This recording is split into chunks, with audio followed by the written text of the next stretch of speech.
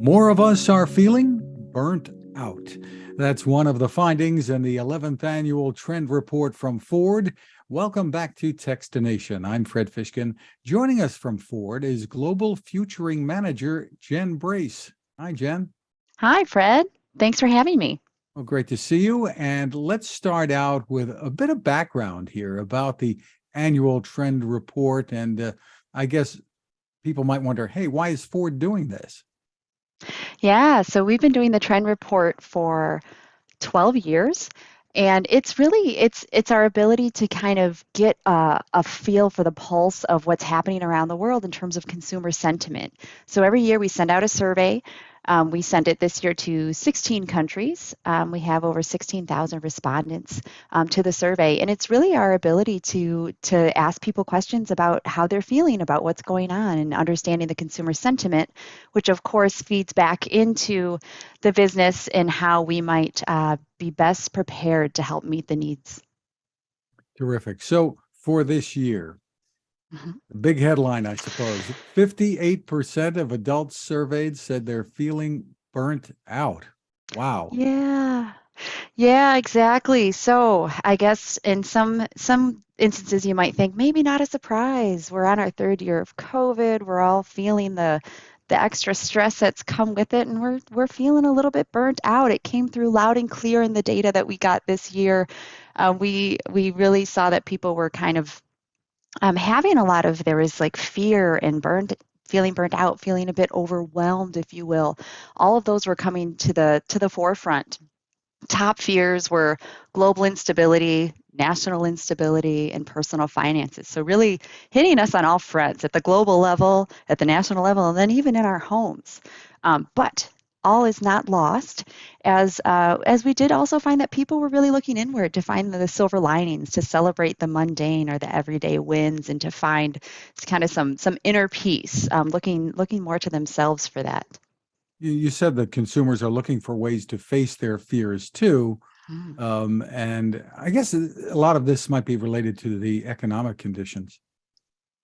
Yeah, yeah, absolutely. So not a surprise, a lot of people were calling out the fact that the economics feel like they're getting worse. They're concerned about it. They're concerned about taking on new financial obligations, basically because they're saying, household situation over the past 12 months has gotten worse, or maybe only 30% of people were saying that it's gotten better. The rest of them were either saying that it's about the same or it's even gotten worse. And then kind of the fallout of that and the way that we see people reacting to that is that they're taking it on themselves to kind of 64% were saying that they're hesitant to take on new financial obligations. So looking inward and saying, okay, if this is happening, then I'm going to make some changes in my life to make sure that I'm set up for success moving forward. So they're looking for ways to confront the fears, I guess, and deal with them. You got it. You got it. Exactly. People are looking for ways that they can control the situation in terms of facing their fears. Absolutely. Now, looking at these other areas, and you kind of hinted at some, you find that consumers are increasingly using buying power to support social and environmental issues that they believe in. Tell us a bit about that. And is this a generational thing to some extent?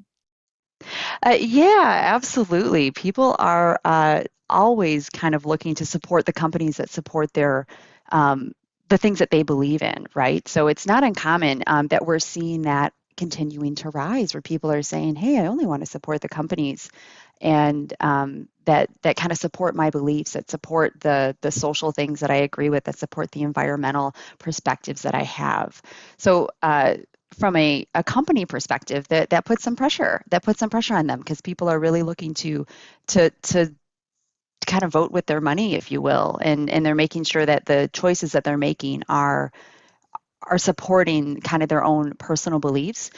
We do see it coming on even stronger with our youngest generations. As we have our Gen Z is our Gen Z is our 25 and younger, and they are certainly making their kind of their preferences known by supporting the brands that best represent what they feel is important. Interesting. And with that generation as well, I guess, especially with that generation, I think you found that life priorities have changed in to a pretty big extent, away from accumulating wealth in many instances. Yeah, actually, one of the questions we asked was about, whether or not people agreed with the statement, I don't need to work a traditional 9 to 5 job to be successful.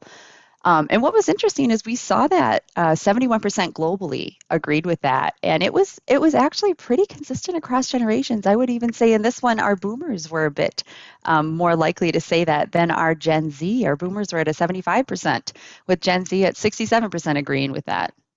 The other thing that was similar in this sentiment was that they said we asked a question. I just want to earn enough money to enjoy the things that I like. It's not a goal of mine to be particularly wealthy. So kind of reinventing what success means or taking another look, put it into a new perspective. And there we had 73% of adults agreeing with it globally.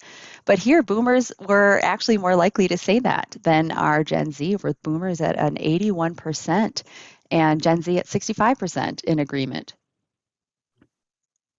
So they're looking to feel comfortable and be happy and be able to, I guess, have a lifestyle that's, I guess, a little more serene, perhaps. You're right, exactly. Kind of accepting this idea of not necessarily wanting to kill yourself for the job, or that having to meet this expectation of wealth and that is the only way to be successful. It's kind of yeah, redefining that and looking for kind of the balance in life, if you will. And it connects nicely to the other thing that we see coming through is this focus on mental health, and it connects so nicely, right, to people feeling overwhelmed, people feeling like they're stressed with life in general, and saying that their mental health is important. And this is one where we do see our younger generation being much more kind of open and wanting to kind of address that and find ways of increasing their mental health. So in terms of mental health being a stress point, our Gen Z was at a 78% saying that mental health is stressful for them, and it's one of the things that causes stress. Whereas our baby boomers were at a 54%. So much more likely within our youngest generation to feel the stress from a mental health perspective. And the follow up to that is, of course, that they're trying new practices to help cope with those fears and to help cope with that stress. With 2/3 of Gen Z saying that they're trying different ways of coping with mental stress. Like what? Did they specify? Or? So we didn't get to the exact specification, but I can source some case studies that we see, things that we see happening around, especially if you think of our younger generations, our younger athletes. In the last couple of years, we've seen both Simone Biles and Naomi Osaka kind of step out of competition because of mental stress and because them feeling like they're not in the right mental space. And I feel like that's a signal. That's something that we're seeing happening in the real world. We're seeing them talk about it. We're seeing them be comfortable enough to step up in front of, the lights and the cameras, and having all of these expectations put on top of them, and them saying, "Yeah, no, I'm not in the right mental space. This isn't the right thing for me right now." And I think that's a big shift. I don't think that we've seen a lot of that, in the past. If you look 10 years back, we didn't see a lot of that. And so it is changing the conversation, and I think also kind of opening the door for that conversation and um, that ability to talk about mental health more openly. And when the prominent people like that, athletes, do that, it kind of opens the door and makes it okay for everyone else to say, "Hey, me too."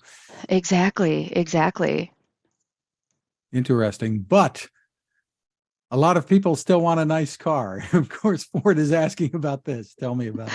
Yeah, of course. We are always looking for kind of those. I'll go back to our silver linings, if you will, and finding joy and finding these areas that are joyful. And we were thrilled to see that 86% of the global population said that they found joy in their car. So the car kind of serving as this place that they can escape. And then we kind of also asked when it comes to your car, where are you finding that joy and where is it coming from? The very top of the list was driving, which is great since we always support that. But the very next one down was listening to music. So 51% of people said that listening to music is where they find joy in their car. We also found that a lot of people just enjoyed being alone. So 1 in 4 said they just want some time alone. I just need a break. So the car becoming a bit of an escape pod, hopefully maybe a Zen space for them to kind of just tune out maybe some of the stressors outside of the vehicle. I think I've already seen some advertising for a while tapping Yeah. into that. You got it right. You got it right. There was a great ad. Usually, I feel like it was around Christmas time, where a woman was getting in the family and all the chaos of the holidays was happening in the house, and she just went and sat down in her car, just laid back in the seat, got nice and comfortable, certainly creating that escape pod. Very interesting. So for more info, Jen, where can people go?